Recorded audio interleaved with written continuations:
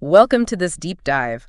We're looking at, well, a real whirlwind of news coming out of the Alpine F1 team recently. Absolutely. Lots happening very quickly. You shared quite a few reports detailing some pretty significant changes.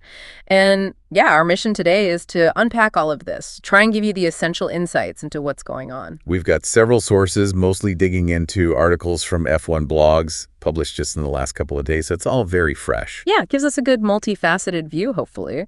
We'll be looking at the sudden exit of team principal Ollie Oakes. Then the driver situation, Jack DOOHAN out, Franco Colapinto in. Immediately. Exactly. Demoted and promoted, just like that. And we need to consider what this all means for the team's direction going forward. Okay, so where do we start? Oakes. Let's start there. The resignation of team principal Ollie Oakes, announced with immediate effect. Yeah, that's the first big domino, isn't it? Alpine and FLAVIO Briatore too, the official line is, it's for personal reasons. Nothing to do with team decisions. Right. But given what happened next with the drivers, the timing, well, it makes you wonder, doesn't it? What are the F1 blog sources hinting at? That's the key question. The official story is one thing, but several F1 blogs pieces definitely point towards maybe disagreements, specifically about the driver lineup. Okay. It seems Oakes might have been pushing to keep Jack DOOHAN in that seat. That's the suggestion. And this happens just as Oakes was, reportedly trying to bring some stability. Yeah. He only joined last summer. Trying to steady the ship, and now he's gone. It just adds to that. Well, that significant turnover they've had in senior people recently. It really does. It kind of begs the question about the internal dynamics, Why so many changes at the top so often? And with Oakes out, FLAVIO Briatore steps up. He was already executive advisor. Now he takes on Oakes' responsibilities directly. Immediately, yeah. That feels like a pretty big shift in how the team operates day to day. It does. Yeah. When you see Briatore stepping into that kind of role, does it remind you of any other setups in F1, any historical parallels? Well, what's interesting is the comparison some F1 blogs articles are making. They're looking at Red Bull, at the dynamic between Helmut Marko and Christian Horner. Okay, I see that. Briatore may be taking on a Marko-like role. Very influential in the big It decisions. seems like it. Maybe a more hands-on approach than Oakes had. Yeah. But, is it really comparable? Marko has that long history with the Red Bull driver program. Good point. Briatore's return to Alpine is much more recent, so maybe similar influence, but different context. Definitely different context. A significant change in leadership style, potentially. Okay, let's pivot then to the drivers. The demotion of Jack DOOHAN. Also immediate effect after just 6 races this season. Wow. 6 races. That is a very, very short leash in Formula One. So what led to that? Alpine says it's part of an ongoing assessment, but what do the F1 blogs reports pinpoint?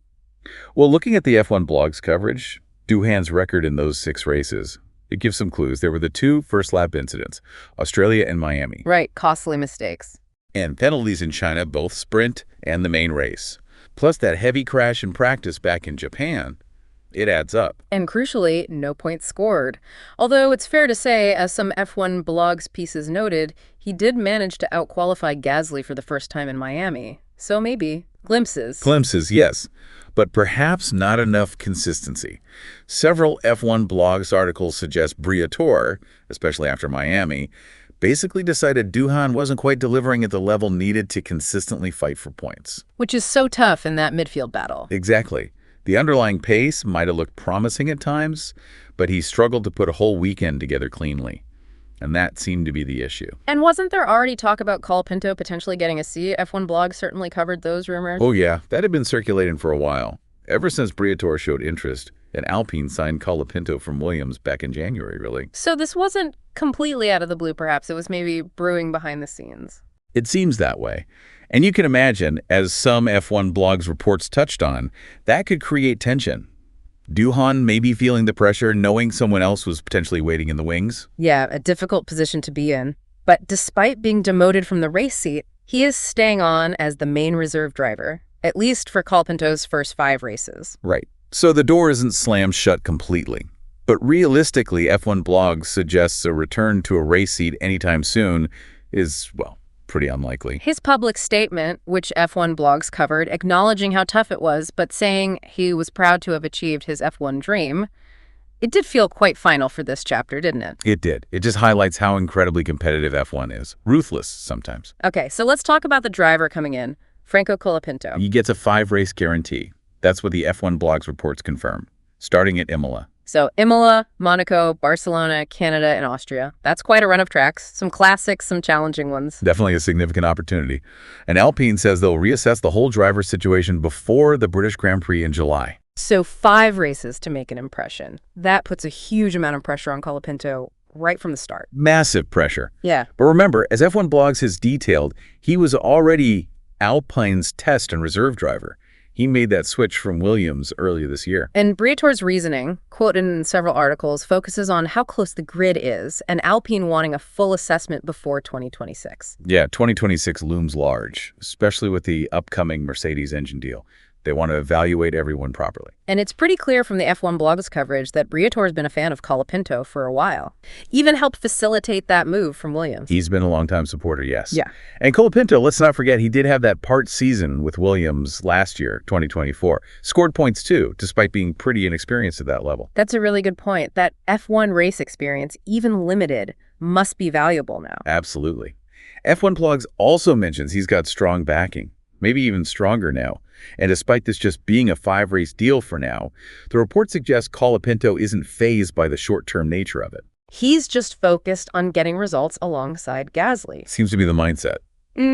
Focused, not intimidated. And F1 blogs reported he's been prepping hard too, did some private testing in Zandvoort in an older Alpine. Getting miles under his belt. Smart. Definitely. BRIATOR seems to see potential there, both competitively and maybe commercially too. It's a strategic move on a few levels, according to the F1 blog's analysis. So zooming out, what's Alpine's big picture strategy here? Why these rapid changes? Well, F1 blogs consistently frames this as part of a wider evaluation. They're trying to maximize their options, looking ahead to 2026 and beyond. Finding the right long-term teammate for Pierre Gasly seems key. Exactly. BRIATOR was quoted in F1 blog saying these 5 races gives them a chance to try something different and evaluate all our options. It really sounds like an experimental phase. And the specific mention of 2026, tying it to the Mercedes engines, it strongly hints more changes could be coming later this year, right? Within the team structure itself. It certainly suggests that. And some speculation on F1 blogs even suggests this evaluation might open doors for other reserves later on. Maybe someone like Paul Aron getting some track time eventually. They seem determined to look at every possibility. Leaving no stone unturned, as they say.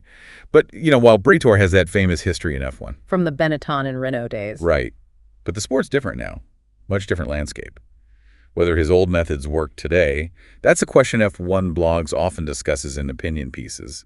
It remains to be seen. It's being called a real sliding doors moment for Alpine across F1 blogs. BRIATOR's clearly got a lot of control now. He does. But there's absolutely no guarantee these moves suddenly push them way up the grid. They might just remain a solid midfield team. And this whole cycle of upheaval, it feels like a recurring theme for this team under its various names, doesn't it? It does seem to continue. Oh, an interesting side note from F1 blogs. BRIATOR apparently met with Sergio Perez's people recently. Oh, for a potential 2026 seat? Probably a long shot for Perez himself. F1 blogs suggests it might be more about securing extra Latin American backing for Colapinto. But it shows they're exploring all angles for 2026. Okay, so summing up, based on these F1 blogs reports, the situation at Alpine is, well, it's incredibly dynamic. Big, fast changes in leadership and drivers. Definitely. The immediate focus is now squarely on Franco Colapinto for these next 5 races. How will he perform? Meanwhile, Jack DOOHAN is on the sidelines as reserve. And the longer-term picture for Alpine, their driver pairing, their overall performance, especially with those 2026 Mercedes engines coming, still has a lot of question marks. Huge question marks remain. So there you have it, our deep dive into these seismic shifts at Alpine F1, drawing heavily on the latest reports from F1 blogs. You've got the sudden exit of a team principal, a super quick driver swap with a deadline attached. It's clear the team is in a major phase of transformation. Yeah, giving Colapinto this 5-race shot. With BRIATOR back in a powerful role watching closely, it's a fascinating situation unfolding in the pressure cooker of Formula One. So, will Colapinto grab this chance with both hands? Or will Alpine end up looking elsewhere as they plan for 2026?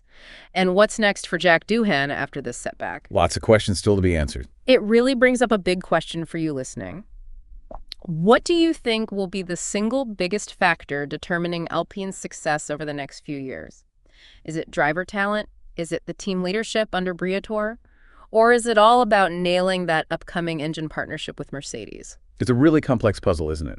With many pieces still moving. Absolutely. Thanks for diving deep with us on this one. And of course, for ongoing updates and more detailed analysis as this story develops, keep an eye on outlets like F1 Blogs.